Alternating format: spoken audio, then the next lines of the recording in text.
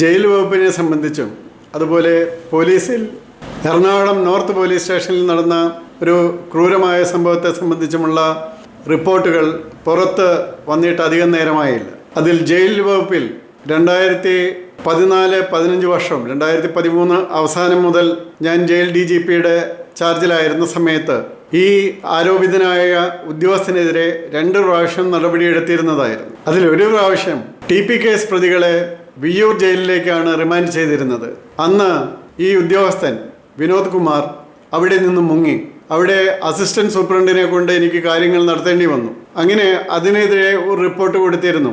അതുപോലെ ആ ജയിലിൽ തന്നെ പച്ചക്കറി കൃഷിയെ സംബന്ധിച്ച കാര്യങ്ങളിൽ ഉണ്ടായിരുന്ന കറപ്ഷൻ, അതിനെപ്പറ്റി നടപടി ഉണ്ടായിരുന്നു.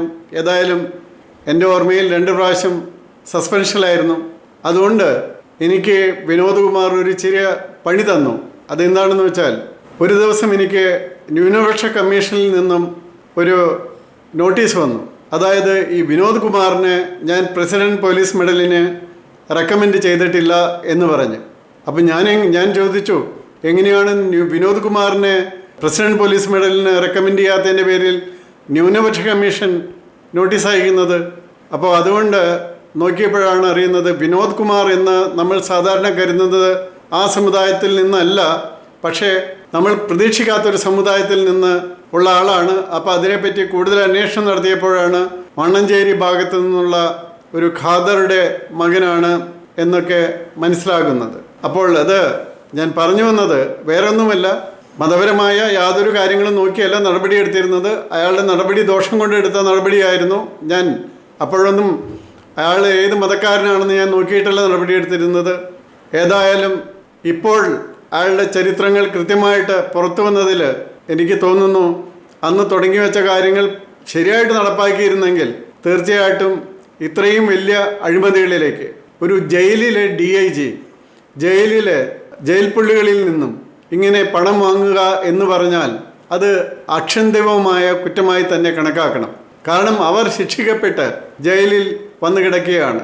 ഞാൻ നോട്ടീസ് ചെയ്തിരുന്നതും എന്നോട് ചിലർ സൂചിപ്പിച്ചതുമായ ഒരു കാര്യം, ജയിലിലിരിക്കുമ്പോൾ ചിലപ്പോഴെങ്കിലും ചില താഴ്ന്ന ഉദ്യോഗസ്ഥർ ജയിലിൽ വരുന്ന ഈ പ്രതികളുടെ, അവിടെ കിടക്കുന്ന പ്രതികളുടെ ഭാര്യമാരൊക്കെ വരുമ്പോൾ അവരോട് പലപ്പോഴും ലൈംഗിക ആവശ്യങ്ങൾ പറഞ്ഞ് ഭീഷണിപ്പെടുത്താറുണ്ട് എന്നാണ്.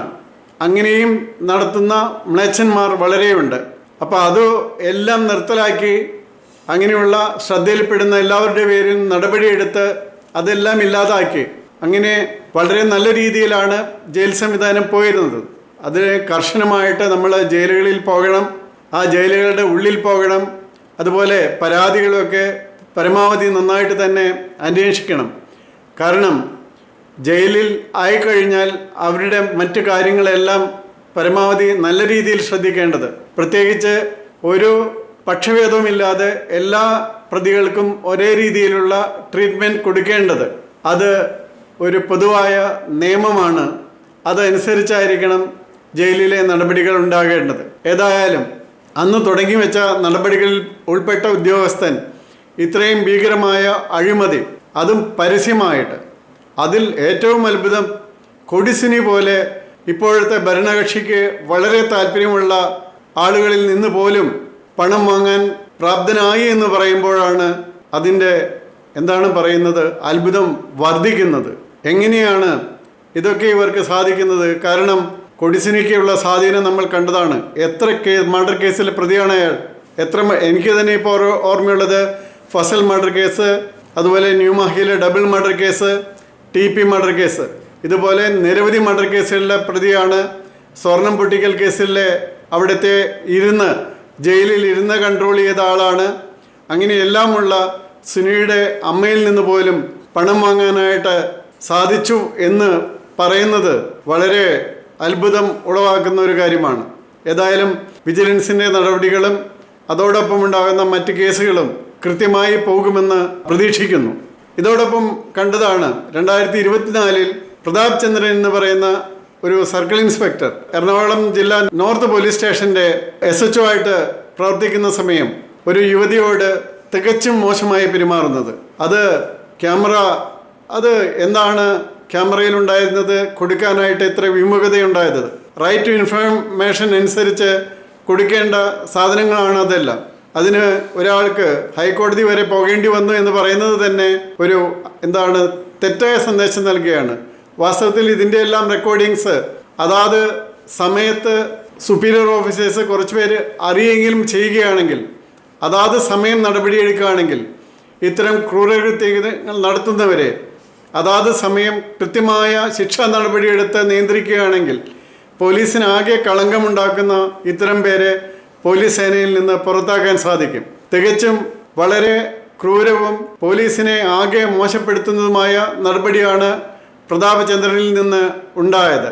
വളരെ നീതിപൂർവമായിട്ട് അവിടെ പബ്ലിക്കായിട്ട് നടക്കുന്ന ഒരു സംഭവം റെക്കോർഡ് ചെയ്തു എന്ന പേരിൽ ഒരാളെ പിടിച്ചുകൊണ്ട് വരിക, അയാളുടെ കാര്യം ചോദിക്കാൻ വന്ന കുട്ടികളോടൊപ്പം വന്ന അയാളുടെ ഭാര്യയെ വളരെ നീചമായ രീതിയിൽ ആക്രമിക്കുക, അടിക്കുക, ഇതൊക്കെ ചെയ്യുന്നതിന് സസ്പെൻഷൻ മതിയായ ഒരു ശിക്ഷാ നടപടിയല്ല.